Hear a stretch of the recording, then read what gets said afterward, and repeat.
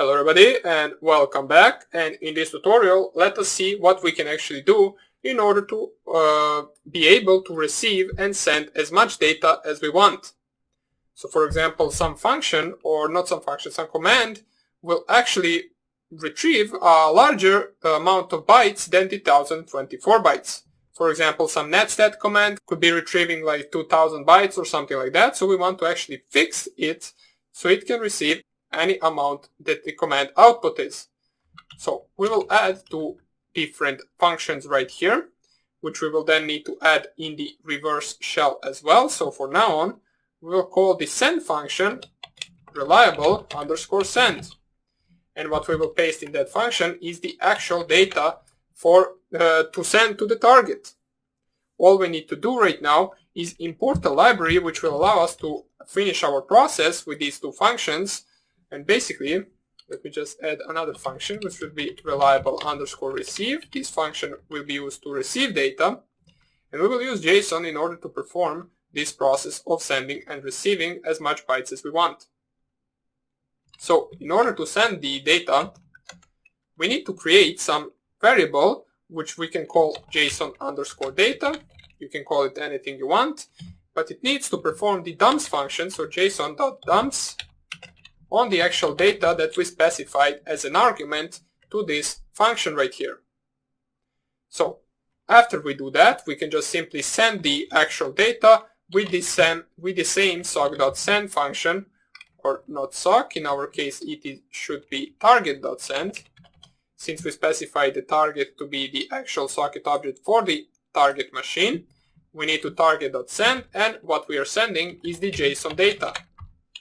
So this is the actual entire sending function, and we will be using this reliable send function to send any data from now on. We will not be using target.send anymore in any case. Now we want to code the reliable send.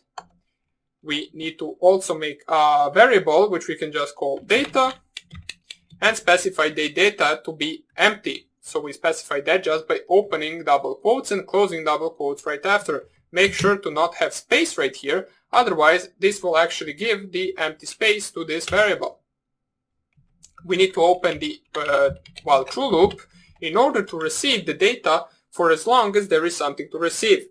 So what we will try to do is we will try an except rule, which will allow us to actually receive. So if I just type right here, data equals data, which will be empty data, plus target.receive, and we want to receive 1024 bytes. We close the brackets, and we actually want to return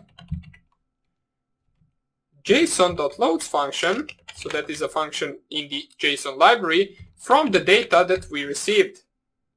So in any other case, or if we get any error, we want to actually use the except value error.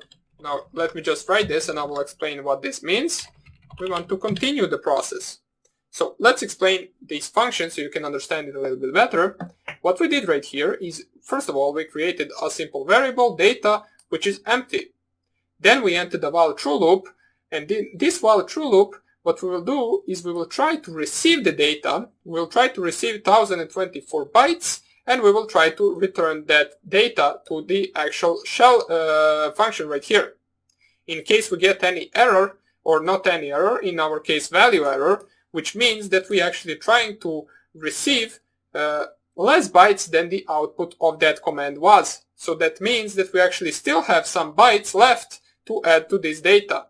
What we will do, we will then continue, which will go to the beginning of our true loop, and then it will add those remaining bytes to the data.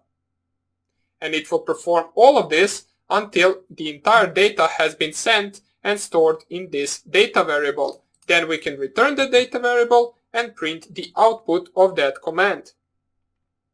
So one thing we need to make sure as well is right here, instead of using this target.send right now in our shell function, we need to use reliable_send to send the command, and in order to receive the actual output, we need to use reliable_receive, and make sure to remove the 1024 bytes, since our reliable receive doesn't take any argument in the brackets, so we will not specify anything right here.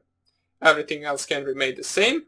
So let us save this program and let us copy these two functions, since here we will actually paste same functions in the reverse shell side of code, just we will do minor changes to that part of these, or to the part of those functions where we specify the sending and receiving. So paste these two functions in the reverse shell code and change every target.send and every target.receive into actually sock.send and sock.receive. Since the target variable is not actually something we have in the reverse shell program, so make sure to specify right here sock.send JSON data, and right here make sure to specify sock.receive. And also in the shell function we need to specify that command equals reliable underscore receive. We want to receive data with this function, and we want to actually, let me just see, send the result with the reliable send. So right now, if we coded everything successfully without any error, we should be able to send and retrieve any amount of data that the user or that the target sends back to us. So let us save this. Now let's test our program to see if it works. Let me just put this down here. Run the server. We are listening for incoming connections. Then run the reverse shell. Let's execute ls.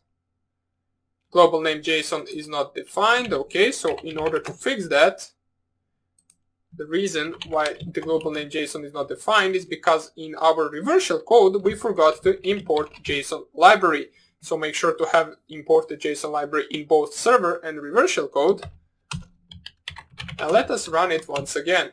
Okay, server already, or pardon me, address already in use. We will just restart the terminal as I showed you before. Once you get that, just make sure to restart the terminal. Run the server once again. Run the reverse shell. Execute, for example, ls. It works. ifconfig netstat.-nr works as well. Whoami works. So basically anything that we do now works.